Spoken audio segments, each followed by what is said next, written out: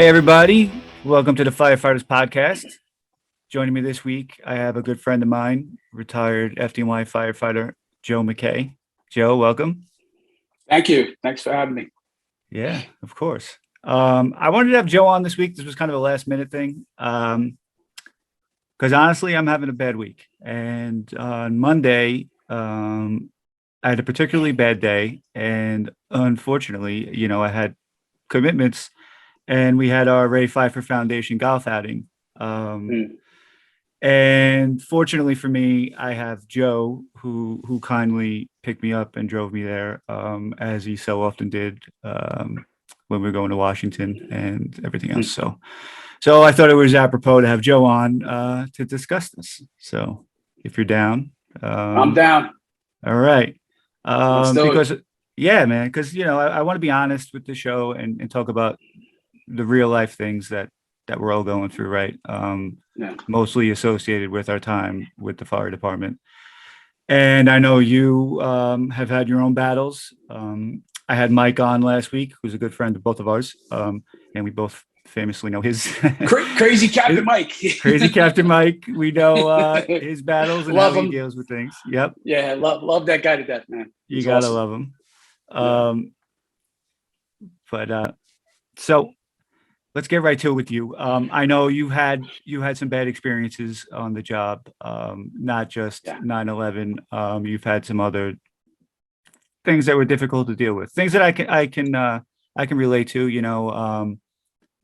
I've had to work on and handle dead children, and parts of dead children, and those for me they stick around a lot longer, right? Absolutely. Yeah, absolutely. I don't know why. I know. I mean, more so now that I'm a parent. I mean, you've been a parent a lot longer than me. Yeah. So let's start with like some of the things that really affected you, and then I'd like to get into where you're at now. Yeah. Well, the first thing that came to mind, ironically, it was 2 weeks before 9/11. I was working in my company in Engine 201 in Sunset Park, Brooklyn. We had a run. It was a pedestrian struck run. I want to say maybe like 11:30 at night.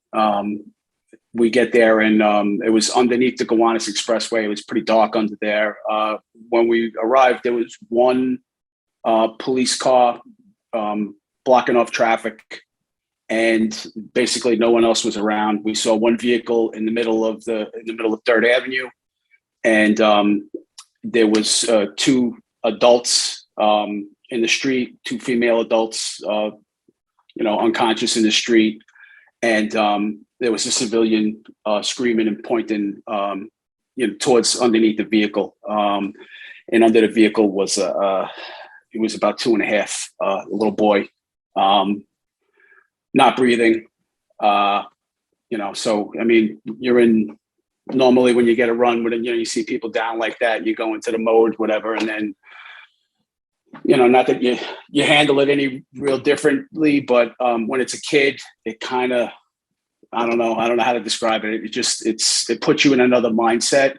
Not that you're going to do anything less for an adult, but the kid just means something else. And maybe it's like you said, maybe it's because, we all have kids and, the innocence of it or what have you. But we, like I said, it was pretty dark. I really couldn't see all that well. I was, my captain was saying, what do you need? What do you need? And I light was the first thing I said. I could just barely see the kid. He was underneath the engine compartment, and I'm trying to ascertain whether he was caught on anything, and just trying to get him out and check his vitals and see what was going on. It was not responsive. I didn't hear any crying or anything else going on. So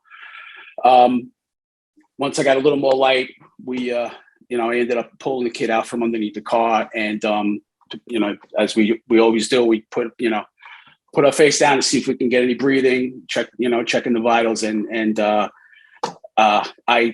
I felt a tiny little puff of air, and I'm waiting for the second one, and like literally it was like this kid's last breath, So we started immediately started CPR, obviously.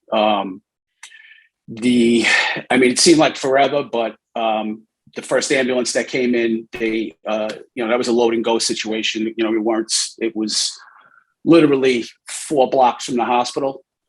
So the first ambulance that came, the medics grabbed him right away and took off. And then I moved over and I started CPR with an ESU cop who had just come up on the scene. One of the other 2 adults was a woman who was pregnant.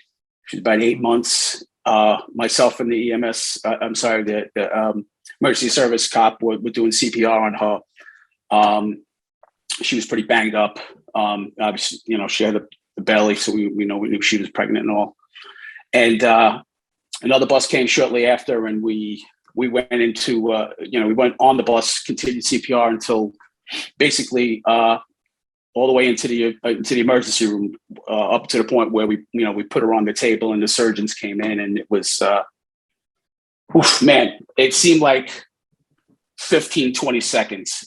This doctor had the unborn baby out of the mother's body and on the mother's chest. Wow. And it was just like, it's not, we don't, as firemen, first responders, it's very, very rare that you actually get to the hospital like that and see that, that aspect of the medical, Right. of medical care that the people receive. But it was just, you go into that mode as a fireman, you go into that mode, it's about the job and you don't have time to think about anything else. You're just totally focused on keeping this person alive or what have you. Once the baby was out, we stepped aside and more medical personnel came in. And at that point, we kind of gathered on the, I don't even know what they call it. I guess it's like the apron where the EMS drops the patients off there. Right. And we had a little powwow there for a couple of minutes. We were hanging out to try to get more information on the kid, see, what was going on. It was probably 20, 30 minutes, and we got word that the kid had a heart rate of about half of what it should have been. It should have been over 100, 120 or something, I remember, but it was half of what it should be. The infant. Regardless, we had left the hospital, and at that point, they had pronounced the mother. They had pronounced her dead, as well as her younger sister, who was the other adult. She was about 17 years old, but the 2 children were alive, barely clinging to life. So we left the hospital with the hope that hey, at least the kids maybe will make it. I want to say probably like 6 a.m. I get up to have a cup of coffee and go in the kitchen. And I saw a report on TV, and the reporter said that the children had died as well as the parent. So that was a little, we were a little taken back. The guy was like, oh, that's, I think they got it wrong because, we left the hospital and they were all right. It was more or less like that. And then we called and sure enough, they had passed. And the medics that worked on the kids with us had come to the firehouse for a cup of coffee and to decompress a little bit. Sure. But they used the term, I don't know if you probably heard it yourself in your career with the fire department. Not too much from firefighters, but in this case, an EMS guy had said we look like we have the glaze look. And I didn't know what that was. We had no idea. And he said, yeah, maybe you should take a day, a mental health day or what, more along those lines. I forget the wording he used, but we were all like, no, we're good. Well, that was good advice. Yeah. Well, we didn't, obviously in the moment we didn't want to take it, but right. Yeah, that glaze apparently they get EMS probably gets a lot of it themselves, and it's it's that indication that you're kind of like in a shock, I guess. Right. But also they go into the hospital more, right? Like you were saying, we don't really go in that deep, and a lot of times we don't know what the result was because it's not on the news, so we don't really follow up and find out what happened. So that's rare. But the emotional attachment, right? It's not, you don't Yeah. really have an emotional attachment. It's, you have the job to do. You try to save their life and keep them alive. And then, after that, it's the family's job or whatever to be Right. concerned. But, You got to yeah, be so ready for that the was, next one. So. yeah, exactly. That was the one that sticks out the most. Ironically, like I said, it was 2 weeks prior to 9/11. And for those 2 weeks, it kind of bounced around our heads a little bit. Myself, my captain, and two of the other firefighters, one of which was Chris Pickford. Chris was one of the guys that we lost on 9/11. He was on a rotation. It was his second stop. Yeah, and I want to say maybe a couple of days before 9/11, we had talked about it a little bit in the kitchen, just like in passing, saying, yeah, how messed up it was, and still bouncing around in your head a little bit to see that. But yeah, it happens a lot. There've been plenty of other instances too, but like you opened up with the kid, man. I mean, anytime you're dealing with kids, the 2 o'clock in the morning call, right? Yeah. Infant not breathing. It's a SIDS call or whatever. That's, that stays with you. Right. And so it sounds like you didn't really have enough time to really even deal with that issue because of 9/11. So, No, no. I mean, we don't have to get into 9/11. We've covered it tremendously so far on the show, but at a certain point, did it come back to you? Did it come back on you, or was it something that after you retired started No, bubbling up? it came back. It came back from time to time. Like you said, it was. 2 weeks after that was 9/11. So like Right. everything, Yeah, the it whole was a world new changed. low. Yeah, the whole world changed. Yeah, to say the least. But yeah, there were times when when it came back, and yeah, anytime you're dealing with kids, and I have my own kids like you, like you mentioned before. Yeah, the vision pops up in your head from time to time. So yeah, and I didn't process it, for a very long time, but Did you process ever it. go? Did you ever go back and discuss it with the other guys? Is that something? Because No, that's something I've well, never done. yeah. Actually, my captain and I discussed it. He was working also so that night. So yeah, we briefly, we didn't really get into too much. It's just more or less like the conversation was like, hey man, it's things are messed up. We know that, we try to focus on the good kind of thing. Right. It was a short and sweet, but never really dealing with the substance. Yeah. And I'd imagine with that one, I remember a little bit about that incident. It was on the news a lot, right? So kind of hard Yeah, for you to put it out of yeah. your mind if you're It constantly was a drunk driver, yeah, who did right. it as well. So Yeah. So that had to be they had to made it make it harder. worse. Yeah, Yeah. sure. I feel like that's always an issue with 9/11 is especially every August and September. It's just a constant barrage of images, on the television. It's But very, even for me, but even other incidents, like there's things that come up, like I responded to that plane crash in Queens, and even just getting on an airplane for me, seeing a seat or the smells or all those images, like they creep back up on you when you don't expect it, right? it takes you back to that time. Like Yeah, you kind of it's like montage thing, whatever they call it in the show business, but you actually go back there in your head, and you remember what was going on and how you were feeling and whatnot. yeah. Um, Without the cool music, yeah, yeah, or the great editing or special effects. right? Unfortunately, the memories are worse than what they could put on television usually, right? Yes, absolutely. All right. So So I I should I want should to. mention too. I should mention Okay. before we go any further. I just Yeah. got back from vacation, so I got a little sun. So if it looks like I'm a little red, it's probably because of that. I I just didn't had a want to little mention it. vacation. Yeah, no, I do. I look like I'm angry, right? So, A little bit, a little bit. I'm not, that's not the reason why, but You're getting more red, so you might want to change the subject. so As you can see, also Joe is going with the tradition on the show of having no uh, decorations behind him in the shot. Seems to be a trend. Uh, I kicked my daughter out of her study room here. So all right. Well, we appreciate it. So something we discussed on Monday, because as I said, I was having a bad day, and you and I have always been pretty open with that kind of stuff, probably more so yes, than most men our age are with other dudes, right? Um, absolutely.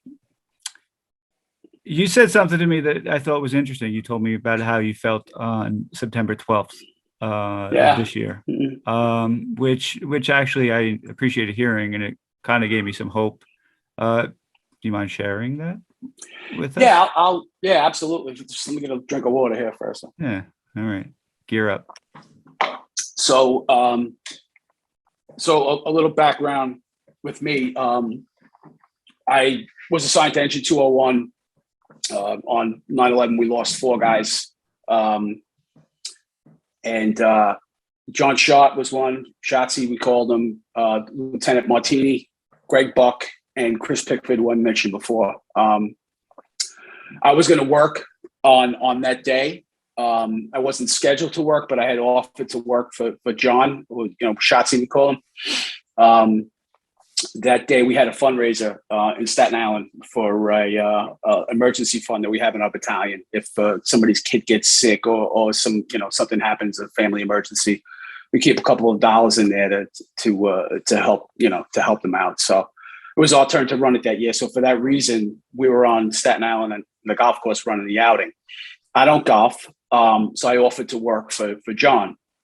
And John said, "Nah, don't worry about it. You go ahead and work. I'm scheduled to work the night tour anyway," which I was also. So he says, "I'll just work the tour, and I'll see you that night." So it's okay, fine. But yeah, he was. His wife was actually pregnant with the third child, and they planned on. She just got a confirmation they had planned on celebrating. So it made it a little worse. But yeah, it was the four guys that we lost on 9/11, and like many other firemen in the New York City Fire Department, they knew quite a few. Myself, because I did that rotation program that you had spoke about in a previous episode, and I got around to two other firehouses in New York, and these other firehouses were two or three companies, an engine truck and a chief in some of them. You get to know all these guys, So out of 343, I was basically on a first name basis with 26 of them. So you can imagine, what it's like to just have 26. One is bad enough, but 26 guys that Sure. gone in an instant. So yeah, that left me, like everybody else, in a pretty bad place. 6 months, working on the pile. During that time, we had 4 memorials for our guys. We hadn't recovered the bodies. After the 4th memorial, it was maybe 2 weeks. We found the first guy, and shortly after, we found the 3. When we were lucky to actually be able to bring them home. So it was 4 funerals after that. And then it was funerals with you. I'm preaching to the choir. It was every day. Yeah. Right. If you weren't digging at the trade center or working in the firehouse covering a tour, you would volunteer to dig, or you were going to funerals or taking care of the families of the guys that we lost. Bad time. It was, for all of us. Never been that low in my life. And I probably say most of us were in the same boat. 6 months after, there I am. I just got done working on a pile, and I think it was like midnight. Went with my captain. We had a drink before we were going home, and I had one scotch, and I wasn't feeling well. I went home. After that, I said, I got to go. Next night, I was scheduled to work, and I got detailed to another company, and it was about one or so in the morning, and I felt like suddenly I had an ice cream headache. When you eat ice cream too fast, you get that pain over. Yeah. So I'm sitting there. I didn't have, I wasn't eating ice cream, and I just, like, oh, geez, how the hell, what's going on? It got worse and worse after that. And to the point where I thought I was having an aneurysm. I never in my life had experienced any kind of pain. It was a burning, stabbing pain like I said, it begins like, an ice cream headache, but it kept getting worse and worse. Mhm. So I ended up in the emergency room, and they sent me home with a diagnosis of unspecified headache, or unspecified migraine. This is what they sent me home with. Weeks go by, I'm still getting these, I call them attacks because that's what they are now. But I got diagnosed with something called trigeminal autonomic cephalgia, or cluster, or suicide headache is another name for it. And they call it suicide headache because you're 20 times more likely to kill yourself with this condition, more so than the general public.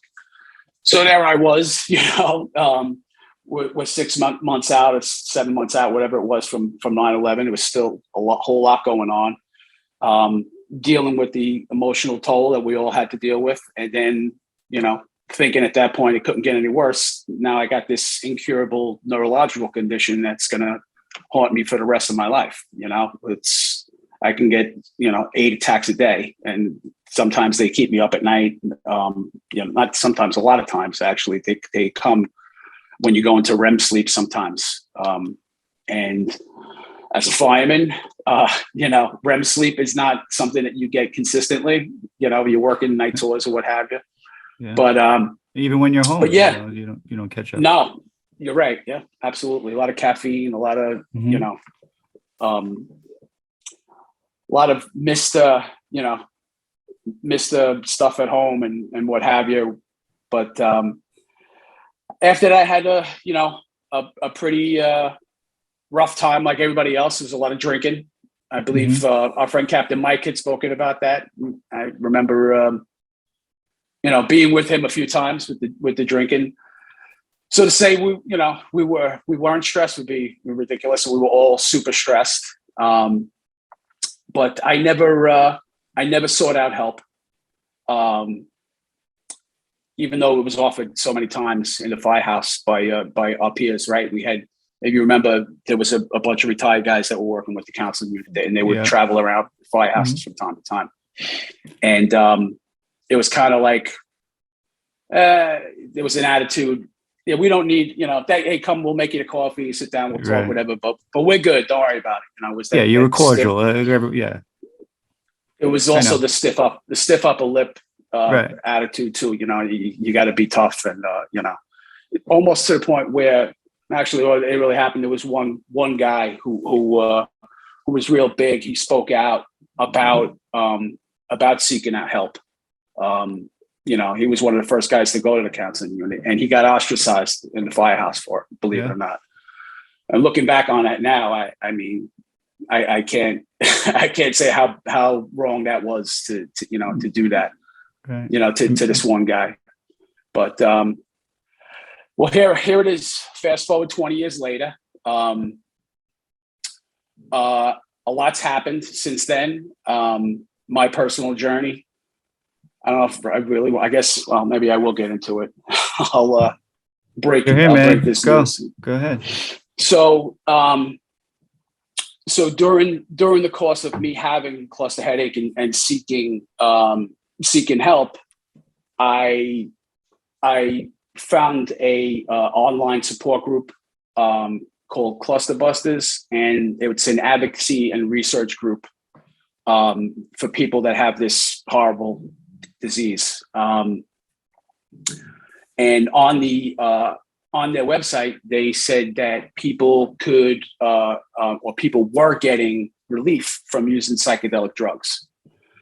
So myself, when I read it, I was kind of like, I never touched it as a kid, never wanted to touch it. And I didn't for a long time, until I retired. I had to retire. I had, a few medical conditions that caused me to retire from 9/11. And one of them was this headache thing, which, by the way, disclaimer, no one knows what causes it. They kind of have an idea what triggers it, but the medical science can't say actually what causes cluster headache. But I knew that there were certain things that would trigger attacks and make the attacks worse. So sleep deprivation was one, and there's a bunch of things. Uh, But you knew, so but you didn't have this condition before 9/11, right? no, it was 6 months. So It was 6 months after. So I had no, yeah. I think that's important to point out to people, and something I say all the time is that for a lot of us, myself included, those health conditions started immediately. It wasn't like, Mm. they said 3 to 5 years you start seeing some cancers. No, some of us, for me, it was that day. Yeah, I started feeling different and dealing with different types of issues. So, I think that's important to point out. And also, I just want to slide in there. I don't want to take you off topic, but Oh, that's there is a link between these conditions and toxins, right? Between the cluster headaches. oh, there's Yeah, I know that's a whole headache nother wise. road, but It's a whole nother, yeah, no, it's a whole nother road. But yeah, the science does know that toxins, smoke, and certain things can cause problems in the brain. There's something called a toxic brain injury, which a lot of veterans now that served Iraq and in Iraq, Afghanistan are coming home with due to their burn pit exposure. right. But yeah, there's actually something called toxic brain injury, and there is proven that a lot of the substances do cause neurological conditions and headaches and what have you.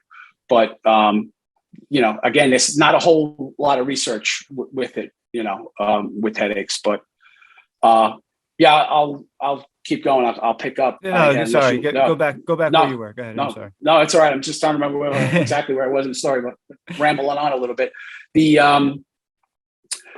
was 2011 when I retired.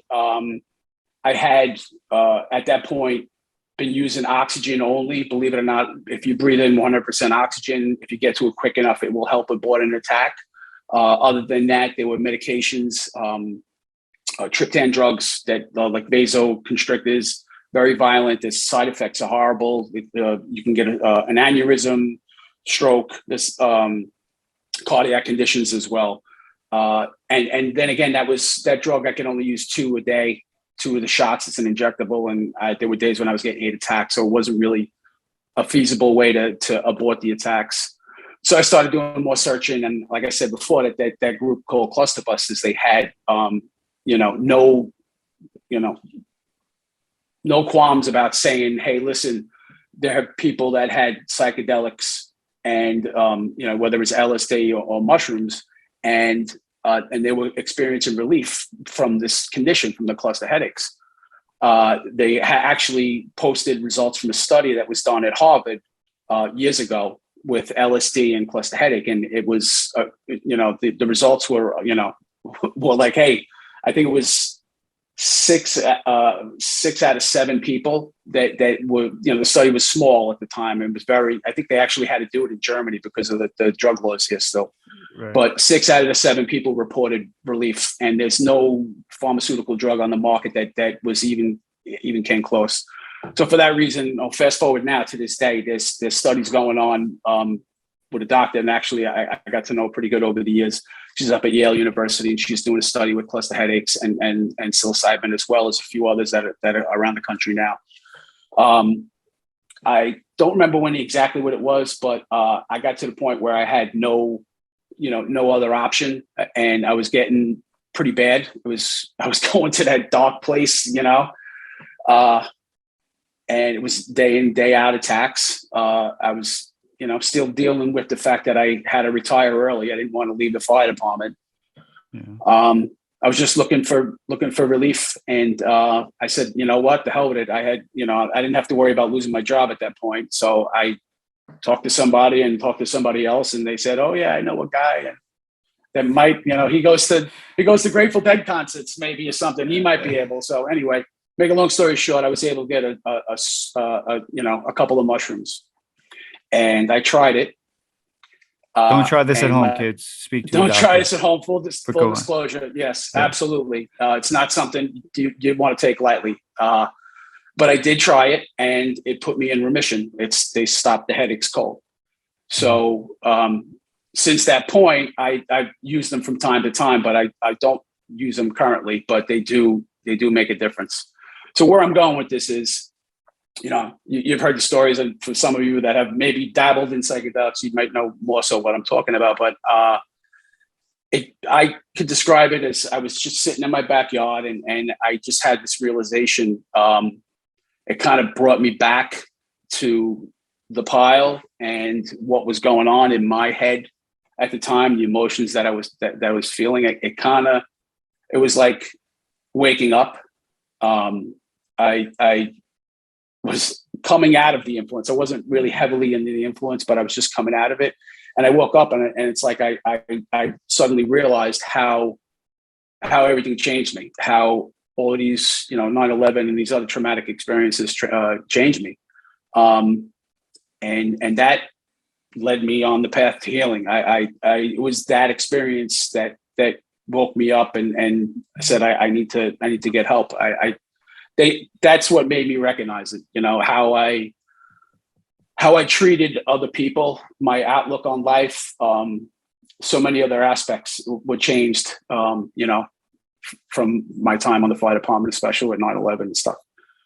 So that led me to where I am today. I still go to talk to a psychologist. It's taken some time to get where I am today, but this year, as compared to, years prior, on September 12th, when I walked out of my house in the morning, I felt like a cloud had been lifted. I felt like I was like myself again. I found myself again. I don't know if it's time. Was the magic ingredient there with that? If all the therapy, if the, whatever it was, but it was big, and like I didn't want to get too excited because I run around and tell everybody, oh, I'm cured, this or that, because I still have the memories. It didn't go away. It was still messed up, but it was sometimes in your head, you get a thought, well, it's and it comes from your psyche, whatever, and it was just like my head telling me it's okay. It's okay. You could be happy again. And I was walking the dog. It was like, it hit me, and it was kind of heavy. Like, yeah, like, something's happening, like what? I haven't felt like this since I remember being a probie, right. and the fire department, like, so excited to be on a job and just like this, the clouds lifted and the sun was bright again. It was kind of like feeling like that. And, again, I wish I knew exactly what it was, but most likely it's probably a combination of things. But yeah, and here I am. I'm still holding on to that and trying to. Yeah. And obviously now I'm telling my story. So hopefully, but you're not alone in that. I mentioned what, because I spoke to my therapist yesterday, and I mentioned what you said about September 12th and feeling a sense of relief, because he's actually a retired fireman also. And Okay. he told me that it wasn't the first time he heard somebody say that, Really? that a bunch of other people told him the same thing. And like, we were just trying to figure out why exactly. Was it the 20th anniversary? What was it? Just, because we've all been programmed to build up to that 20th anniversary, right? That's for whatever reason. I mean, you and I have a different reason because of the cancers and all that stuff. Seeing Ray, you got my Ray shirt on today. Ray, but maybe Louis Alvarez, Johnny Mac.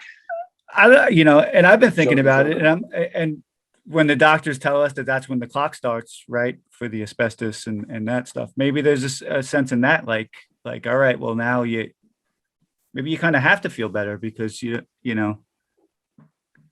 you're running out of time. I don't want to say it that way. No, but it's true. We're not going to be here forever, right? And we know that, but nobody, it's not in the front of your head. It's not, you're not thinking about it all the time, but right. It's so true. We're not going to live forever, and you really need to make the best of the time that you have, We're not so worried about the end, because it's going to come for all of us someday. You're born to die, but it's what you do in between and what you leave behind, I think is what's important, Yeah, absolutely. Kids, the family, and right. making keeping people safe and making this a better place to live. So right. It comes down to. And something you mentioned, how you treat people. I think that is the key. That was we all have problems, for me, yeah. right? We all go through our stuff. I remember my old neighbor, he didn't assault me. This was like a year or two ago, but he came very close, and he was harassing me and whatever. So then he sent somebody over to me to apologize, and his claim was, he's got problems. And my response was, well, I have problems, but that doesn't give you the right to take it out on other people in the street, right? Yes. Like we Hmm. all have problems, but you have to deal with them yourself. You can't just take it out on other people. So once you realize that, how did you change? Like, were you more conscious when you're around Well, other people, or? oh, absolutely. I mean, let's face it. I mean, how many times have you heard this since 9/11? Like, how many guys in the firehouse have gotten divorced? Yeah. Right? Yeah. So for me. I looked at it like, hey, I started seeing the way I was before and after. Like I started realizing, and it was the people closest to me, my wife, for instance, right? You temper, with the kids, you have, depending on how old they are and this and that, whatever you have. I don't even know how to describe it. It's like you have patience, right? But when, in my case, and I think pretty much for everybody, it's your ability to handle adverse things, whether it's somebody breaking something at the house or somebody cutting you off, whatever, that lowers it down a lot. You just can't deal with things because of whatever you got going on. Like that was my. I mean, I apologized to my wife a million times since then. Like I really treated her like she didn't deserve to be treated, and some of my friends as well. I mean, it's just you that cloud, the cloud that I talked about, that it always seems to follow you. It affects you, and I didn't have the patience that I had for anything. I wasn't as nice as I should have been, and it took some time. It didn't happen overnight. It took a little time for me to really go back and realize, and that was, where the rubber hit the road, me going to talk to somebody. Because I mean, the psychedelic thing woke me up. And I did a lot of homework before I even took psychedelics. And there's something called integration. And a lot of You're talking about therapists. microdosing, though, right? Like that's like this. Well, there's two different things. I didn't. Microdosing is a very small dose psychedelics that actually you won't feel. The only effects that you might feel from that are you might be a little clear-headed, a little more creative. This is what Silicon Valley's been doing for years. A lot of these CEOs have been using small doses, sub-psychedelic doses of LSD or psilocybin or what have you. But it was, like Mike, I'm forgetting what I'm talking about. What's the question? It was the integration. Right. You going to figure out what you learned during that experience, right? For me, my experience was it woke me up to like how I treated other people and how this cloud, it was like the cloud was there during the whole time, after 9/11. But when I was using that psychedelic drug to help me with my headaches, I also noticed the cloud. It let me look up, and I said, "Hey, what the hell is that over there in my head?" That's the cloud, And it took that for me to really seek out the help. But the integration part is when you go and you sit down with the therapist and you share your thoughts and you work it into your life. You integrate what you learned during that experience into your life. And that's, like I said, it was huge for me. I don't know where I would be today if I didn't have that, if I didn't have that experience. Yeah. Unfortunately for you, though, you always look angry anyway, so you're stuck with that. Especially now, because I'm right. Unfortunately, you got resting angry face. But I can't lie right now because it looks like I just came out of, maybe I said, hey, I just had a job, I just put out 3 rooms of fire, But, I could assure you, for everyone watching on YouTube, he's not angry. I don't think I've known the angry Joe. I think I must have met you after your awakening. I hear you. That's funny. But listen, I feel like it can be anything that wakes you up, right? I had that cloud over me for a long time too. And actually, it was a conversation with Ray. Yeah, I've talked about it before. Um, Yeah. that woke me up. I was going down that bad road. It was right. You probably remember. It was right when I found out I had to have the second surgery on my neck, which was like Yeah. 2017. And I The hardware debacle, right? right, and I thought I was on my way to healing when I found out that I wasn't. It was getting worse, and had to start over. And I'm still I'm still dealing with it, but Mhm. so I was in a bad way, and I locked myself in the garage, and exactly what you just said. I started taking it out on everyone around me. Well, the people who stayed, um, Mhm. you know, my Yeah. wife and kids, and it was a phone call from Ray. I was drinking a lot, and I didn't want to have the surgery, and I think he was like, it was like 2 or 3 days before he died. Um, and he just kind of snapped me out of it. He was like, yeah. You He's got your good. friends and your He family. was He just had a way he's a of, senior. Ray was the senior man. He was always yeah, he was always the guy that had the experience and to grab you and say, hey kid, take it easy. right, He was consoled, Stewart, right? John Stewart in Washington. He talking about the prayer cards. I mean yeah, that's the kind of guy Ray was. He was a true brother, a true fireman, a true brother. I mean, no better example than Ray Pfeiffer. He ran to widows and children's. He lives to fight for others and to help everybody. So sure. not And surprising that he helped you.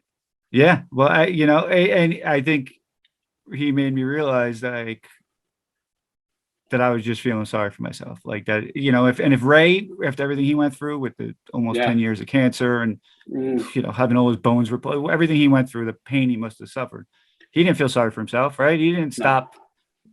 He which is why I told you on Monday, which is why I got in the car, because he told me, I don't know if it was in that conversation or he texted me something, but it said, no matter how you feel, you get up, you dress up, and you show up. And it's simple and it Uh, sounds like a cliche, but it's like a sign in the Progressive commercial that when you turn into your parents, that you would hang on your wall. yeah. But Yeah. for me, it worked, and that's what gets me in the car, and that's what helps me when I don't think there's anything left in the tank. The fact that I still have a tank Right. Yes. is enough, Perspective. right, to get there and give an emotional I mean, we've seen it. bad We've speech. seen it. We've seen it. Like Ray. Right? How many times? His body riddled with cancer. He still was down there doing. Wasn't walking. He was rolling the halls of Congress at that time. But and you could see it on his face. He was hurting, man. But Yeah, he still pushed through. And in the end, right? I mean, Louis Alvarez. We were both in that room, man. When he testified in front of that committee. I mean, you could agree. You could feel the electricity in the air right there. yeah, When he was speaking, and we looked, we knew how bad he was. I mean, everybody could see how how sick he was from the chemo and from the cancer, but he was there. He mhm, could have laid down and just said, you know what, but he got up and he did it. Like that's Ray was the same way. Like, how do you not get inspiration from these guys? That no matter how bad it gets, you just keep fighting, get up and yeah, fight and live your life. yeah, Yeah, we had some good mentors in those guys, right? And as well as a bunch of others in the fire department. yeah, Absolutely. absolutely, definitely. Um, so before I let you go, I, is there anything you could take? Because I really want this show to help other people, right? Especially other firefighters who see all this bad shit that we've seen, because Yeah. it happens every day, all day. You never know when it's coming. And like I said before, you could be doing CPR on a 2-year-old, and an hour later you could be at your kid's birthday party, right? Mhm. And you can't deal with it then, right? Because you got so psychedelics aside, what kind of advice would you give on how to deal with it, besides drinking like we did? all those years ago. Don't listen to the guy in the firehouse that's going to tell you that you're a wuss for seeking out help. Yeah, I mean, what you need to know as a fireman, that there are other people out there, other firefighters that are going through the same crap that you're going through now, and not addressing it does not help, and it only makes it worse. And I'll sum it up this way. The best way I could describe it is if, like, you have this little box in your head, right? And all of the messed up stuff that you see and all the messed up stuff that happens to you or your family, whatever, it all gets put in this box.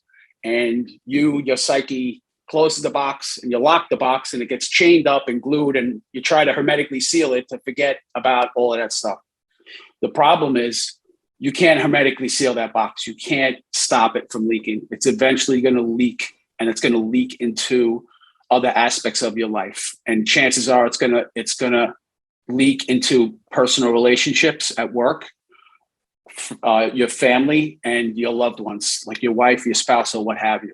You cannot ignore it. If you're feeling it at all, go and talk to somebody, and don't worry about the stigma. You don't have to tell anybody you're going to talk to somebody. If you still feel like you don't want to be seen as weak or what have you, you don't have to tell anybody you're going. You go on your own, go outside of the job, even if you go, but go and talk to somebody, because that's the only way you can prevent it from getting any worse, and you can try to get back to to baseline, to where you were, to that happy point. It's very difficult, but go out and get help. That's good advice. And ultimately, you're saving yourself time, right? Like, don't you wish you realized that sooner and got those years back? Right. Big time. I mean, yeah, I'm lucky. I'm lucky that my family hung in there with me. That I wasn't one of these statistics with firefighters and divorce. Yeah. It's worth it. It's worth it to go get the help and to talk to somebody. Absolutely. I highly recommend it. All right. Well, I've kept you a long time. Thank you. I know I told you it'd be quick, but I think this is important stuff for people to hear. It absolutely is. Absolutely. And thanks for coming on, and thanks for for putting up with me when I was in the cloud. People like you and Mike dragging me to concerts and watching movies with me, and just being there helped me, and I appreciate it. So love you too, man. Love you too, bro. All right, man. Now go put some lotion on that forehead. All right. Yeah. Get some sunblock or something. Yeah, do something. All right, bro. Be well. Thank you.